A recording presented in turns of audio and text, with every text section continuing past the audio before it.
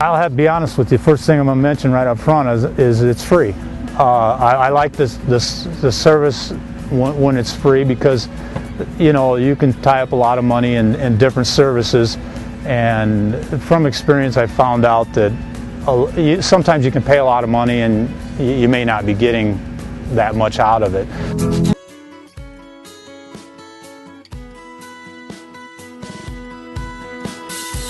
Good afternoon, welcome to Grain TV. My name is Cody Bills. Today is August 5th. We had the market moving higher here today. Let's turn over to the grain hedge trading platform and see where we closed off the day.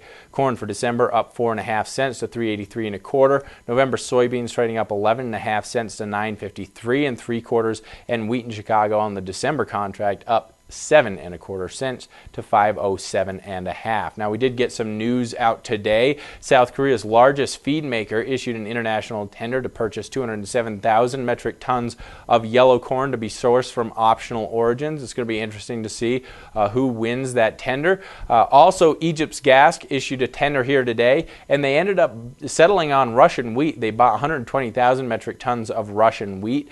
Speaking of Russian wheat, this morning we also had the Russian Deputy Agricultural Minister say that they are looking to change the mechanism for calculating wheat export tariffs that they put in place a couple months ago in about 2 weeks. Basically what they're trying to do is really streamline the process. There has been some holdups in terms of calculating it. Some buyers ended up paying more than they expected to pay based on what their interpretation of the formula was. And so there's a little bit of a clarification that needs to occur there, and it looks as though Russia is trying to do that. Now, yesterday, after the market closed, FC Stone's yield estimates were released, and what we saw was basically FC Stone factoring in a yield this year for U.S. production of 165 bushels per acre for corn. That's down from the USDA's July estimate of 166.8. When you look at soybeans, their yield was 45 bushels per acre, down from the USDA's July estimate of 46. So it looks as though FC Stone looking for a decline in yields here from the July report. Now, when you look at the corn production, they're expecting 13.381 billion bushels. That is down 149 million bushels from the USDA projections. And soybeans are expecting a production of 3.797 billion bushels, down from the USDA forecast of 3.885. So when you look at FC Stone, it looks as though they're expecting production to be slightly lower than what the USDA announced back in July. We'll have to see what the USDA has to say in the 12th report when the USDA supply and demand report for August is released. Now, today we also had ethanol production numbers, and what we saw was a decline of 4,000 barrels per day in ethanol production week over week.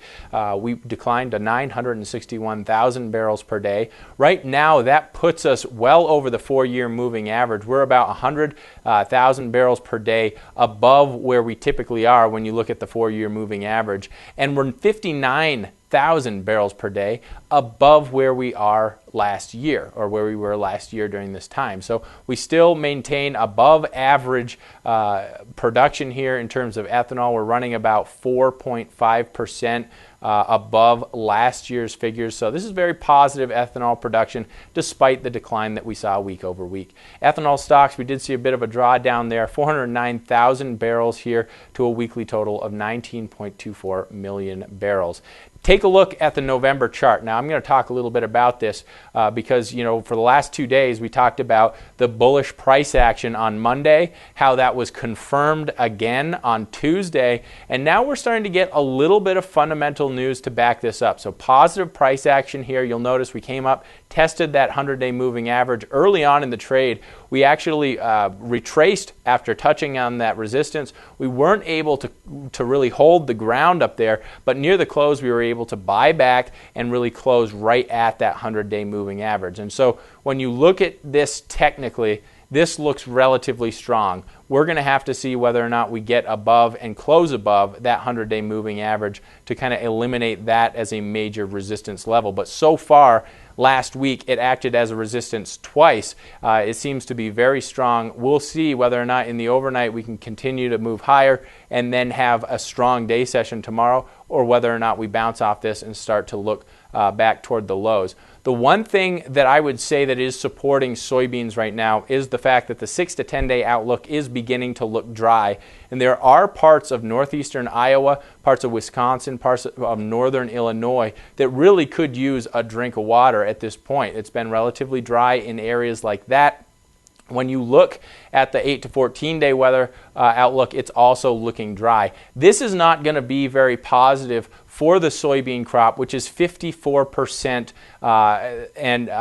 pod setting. About 54% of the crop is pod setting. And I basically circled this crop moisture index, the area that they were talking about, some of the dryness concerns there. And when you look at that extended forecast, there doesn't seem to be a lot of relief in sight for it. So that could have a bit of a negative impact on soybean production. One of the reasons why we've seen kind of a change in trading intensity here over the last couple days.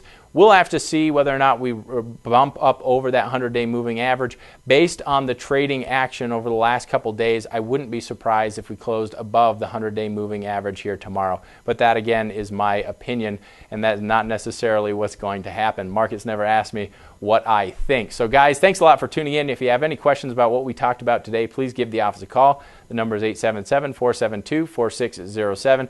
Remember, if you haven't done so already, take a demo of that 14-day free trial. It is a fantastic platform for grain producers that are looking to be able to stay on top of the markets and be able to capture any market opportunities. If the market moves up to a price point that in your marketing plan you defined that you really wanted to make a sale up there, it's nice to be able to have access to the futures market through your phone and be able to execute a futures sale and hedge that price risk. So you guys, again, there is risk of loss in trading futures and options, and I'm not trying to diminish that. If you are trading as a result of hedging or as a means to hedge, give the office a call. We'll discuss it. We'll see whether or not this trading platform is right for you. You can reach us at 877-472-4607. Thanks a lot for tuning in. We'll see you here tomorrow for the Export Sales Report.